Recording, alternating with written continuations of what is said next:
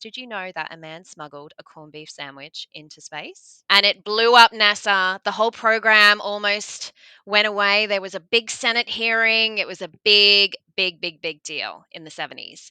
And, there's stories like that they share, but it's done in such a really fun, accessible way. I've laughed and I've learned something.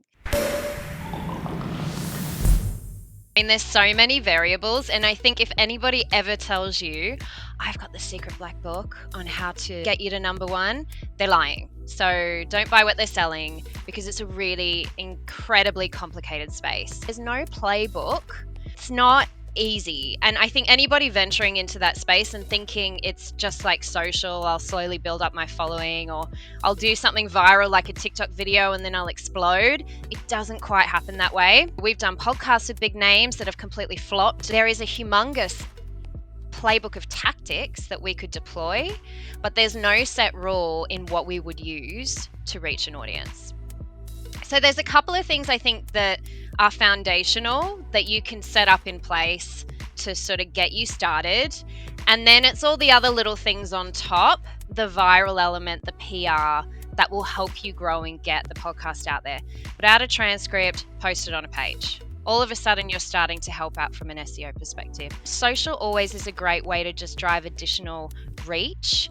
Even if people aren't listening to every single episode, they'll be reminded that you're around and may stumble across an episode that they really like. 20 seconds max of some really funny grabs or something that's really compelling. The Joe Rogans of the world, political ideas aside, he does it really well. So the other companies that you might go with will sort of put you in a network. You're one of 10 or 15 podcasts that an advertiser can buy into. We look at individual creators and individual podcasts and treat them as such. The biggest mistakes I see most podcasters make in their early days, they don't really know or define who their audience is. They make content for themselves. You are fighting against thousands of podcasts. There's 250,000 in Australia. We created a Facebook community. Steadily growing, we promoted the podcast at her shows, flyers, handouts, signage. We definitely leverage our own network and cross-promote some of our other podcasts, and it's a benefit of joining a network. And as he says to me, I get people wanting to be on my podcast all the time. Really pitch why and what you want to talk about and why you like their podcast and what you feel that you could deliver together.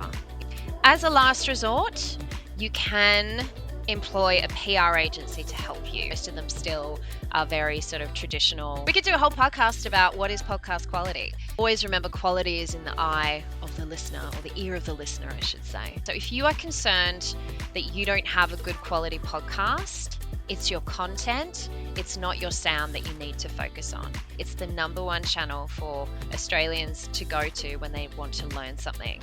You know, it was at the bottom, online content.